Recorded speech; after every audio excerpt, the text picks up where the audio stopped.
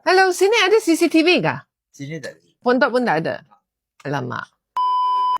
Hai semua, saya berada di Jalan Abang Haji Oping. Ini adalah jalan kemasukan ke Taman Persekutuan Bukit Kiara. Ini adalah tempat yang mana ramai orang suka datang sini untuk bersenam. Pada 22 Februari, saya letak kereta berdekatan dengan khemah sini. Kemudian, saya mendapati cermin kereta saya sudah pun dipecahkan. Handbag saya dan dokumen semua sudah pun hilang. Saya terima kasih kepada Datuk Bandar kerana memasang 2 biji CCTV dekat tempat letak kereta di bawah sana. Tapi kekurangannya ialah di sebahagian sini yang dekat dengan pondok pengawal ini, dia ada CCTV.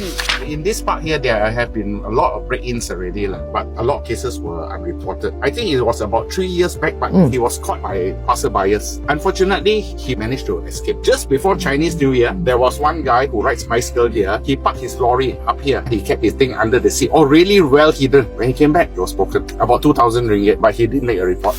Saya menyeru DBKL pasangkan satu lagi biji CCTV di bahagian tempat letak kereta yang berdekatan dengan pondok pengawal ini supaya sekiranya berlaku apa-apa kelakuan jenayah, polis dapat menggunakan footage CCTV untuk menjalankan siasatan. Selain itu, Jalan Abang Haji Oping ini memang agak sempit. Ini telah pun menyusahkan ramai pemandu kereta. Bila mereka kena buat U-turn patah balik, saya berharap DBKL juga boleh membesarkan bahagian jalan ini untuk kemudahan para pengunjung Taman Persekutuan Bukit Kiara.